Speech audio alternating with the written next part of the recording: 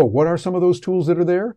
Well, some of them are tools like content creation tools that we're using now, ChatGPT, of course, my old buddy Perplexity that I like because it taps into a host of others and then gives us some extra capabilities to produce some very attractive pages for handouts or spaces where we can work and get things done. I've been using Grok a lot and really love the quality of pictures that it's giving us. When we use those tied into X, I can do a lot with that. Taja, another great tool that gives us the ability to get a description, to generate thumbnails. Yeah, it generates thumbnails for you. I love it. Just use that today for another video I put together. Taja, that's T-A-J-A, Taja gives you the ability to do all of those kinds of things very nicely. CastMagic, one of my favorites. I can take the video. Matter of fact, we're going to be using that for all of our videos. We still are on this video that I'm doing for you. Hey, this is a creator to creator behind the door. What I'm doing is I take what I've got and then I use CastMagic to give me a transcript of it, to give me introductions, to give me a starting rough draft. Then I take it and I turn it into my own words, modifying, adjusting from there. And Gamma is another great tool. Matter of fact, I'm using that right now. I went into deep research, got information for what I'm talking to you about here, moved it into Gamma, which grabbed all of those components, gave me about 40 pages of slides, and then I just bring that right into my Apple Keynote, and it works beautifully. Something that is amazing what it can do and how you can start using this. I would recommend take a look at some of these tools and how they can help you. They're really nice. And you like that little bounce there? Put it in there, the little bounce that you could use that. And here's another tool that's doing it right, Grammarly. I'm not using Grammarly myself, but I know others that are. I used it a few years ago and really enjoyed it. Great program, and they do a lot with it. You can do a lot with conversations. For instance, you can get a conversational tone that suggests edits to make copy feel, well, more approachable and more friendly. So you've got something there that's really going to help you in a big way. Also, the urgency calibration. It gives you the ability to create the appropriate sense of urgency without appearing desperate. It's sensing what's going on. And I think that's where the best of AI comes in.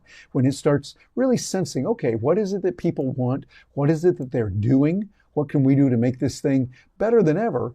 And by using these together, again, the human and the robot together. Also, you can use this for a lot of other things with empathy. The empathy, caring for people, and make sure you enhance that, because with this, it's going to identify the opportunities to increase the emotional connection. All of this is to benefit human beings, and it's working. Well, how do we do that? A hybrid workflow framework can really help human beings operating with robots using human judgment. You reserve the final creative decisions for the human team members. Humans make the final decision. And in the midst of that, we have a collaborative refinement. So the humans and AI iterate on the content together. And with AI analysis, use AI for data integration and trend identification. I guess you could use a tread as well if you're working in there and you got some tires. You want to get some good tread there, but the trend identification is really what you're looking at. Okay, where are we going? What are people looking for? Again, that sentiment analysis is nice. I was just speaking a while back with some people who were in the deli and bakery industry. We did some analysis and sentiment analysis, looking what people are looking for and projecting where they're going. So we had a good idea of what kind of purchases their customers are going to be making within the next 6 months or so. This is really important. That AI analysis gives you a lot of capabilities with it. And then here is one that's really important. Starbucks is doing this a lot as well. Human in the loop systems. I love this blend. Write this down because this is something that most every business can use. Your business can probably use this in a really big way. You're going to use AI analysis, the systems that will process data and generate initial recommendations. Not a command, it's not doing it, it's just a recommendation. Then it goes to a human review. This is brilliant. Qualified professionals then evaluate, they're using their brain, thinking about it, the AI suggestions. Then we take it and refine it. Oh yeah, humans modify the recommendations based on context and expertise. Hey, someone might have more expertise in this area. Let that person do this. She might know a whole lot more about a given topic than the others do. Wonderful. Let's bring in that more inclusive thinking so we get a variety of different opinions all the way around. Then we implement. This is where it gets moving. Final human-approved decisions are put into action. That is good. As a matter of fact, that is a model to use in content creation as well. My friends who are producing content, yeah, like I am, what you want to do is you want to tie into what people are thinking, what they're saying. And when you're writing and producing it, start with your ideas, then let AI modify it. Like in writing something, let it clean up your spelling. Let it give you suggestions for grammar. Now, sometimes you might want to use improper grammar depending on how you're communicating, for a laugh, for fun, to make a strong point. Yeah, but AI will be subservient to the humans. I think they're doing a great job of this at Starbucks, and we can borrow from that and say, all right, we're going to use similar kinds of functionality as well. Also, you want cultural adaptation tools. So for instance, what you're going to be able to do is look at regional idioms, how they're saying it. They say things differently. Have you noticed there's a difference between Boston and Austin? Yeah, we say things a little bit differently. So what you'll do is you'll humanize the AI Pro, and that adjusts the content for the local expressions and the sayings. People will be able to be a little bit different. That's just one way. And then look at the historical context. This incorporates cultural sensitivities based on regional histories. Find out what was good here and maybe what happened before that we want to avoid now. These are important as well. And then here's the most important: customization. Make sure that you avoid the, well, one size fits all, this one here is for everyone approach to the content creation. No, you want to turn that around and adapt it differently. Be context aware of emotional intelligence. That is really important there. You want to listen to voice analysis. As a matter of fact, that's what the machines are doing now. They're going in and they're listening for the analysis. So that, for instance, with Google's MUM, the MUM detects the subtle emotional cues and the voice tone, like I was talking about before. Your tone is there. And when you can get a machine to do that and then alert a real human being to come in and help, now you got the combination you need. And look at the typing pattern. Sometimes the way they type says something as well. The systems can identify emotions through the keyboard interaction style. I guess they could really tell if they're banging on the keyboard. That would say something right there. And you want to follow up with that. And nuanced responses. These nuanced responses are going to help you because the AI generates replies calibrated to the emotional response of what people are saying, what they like and what they don't like. And this one, by the way, I love this picture here. Those of you that are catching this on video, that picture there of the man, the lady, and the robot helping her, this is what it's really all about. It's augmentation over automation. It can help you with repetitive tasks so that the robots can handle that. The AI will be able to handle the data processing, the scheduling, and the routine communications, just the regular stuff.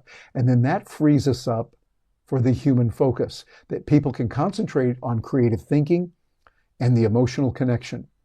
Balanced workflow means what you're going to do is you're going to have teams that achieve higher productivity while maintaining quality relationships.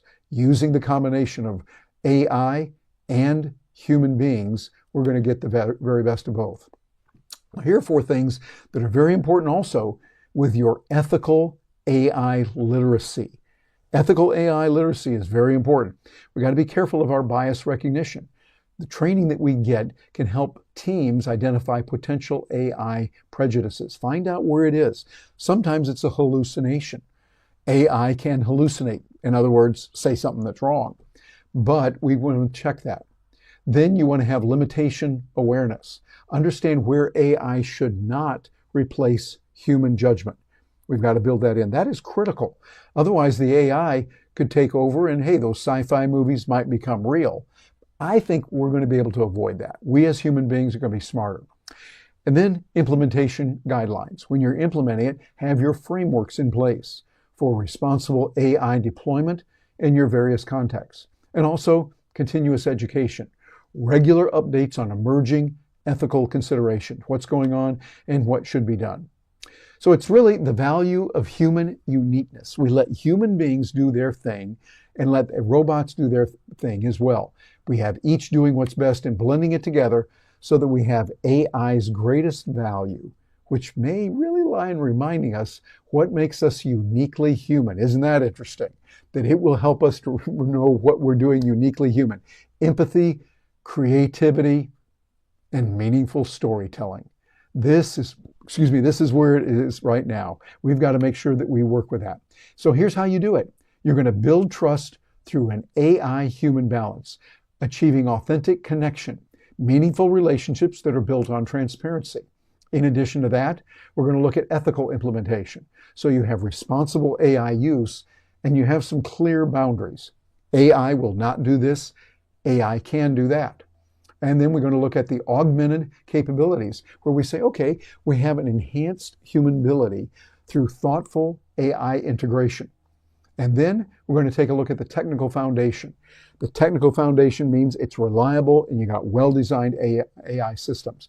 That little graph right there can really help you a lot. This gives you the ability to see, okay, how are we going to do this thing? How do we make it work so that, hey, it's going to be better all the way around? And so that as we're moving within the different parameters, getting the job done in different areas, we're going to let AI do what it does best and let humans do what they do best. As we see the combination of them, we see them both moving around doing that.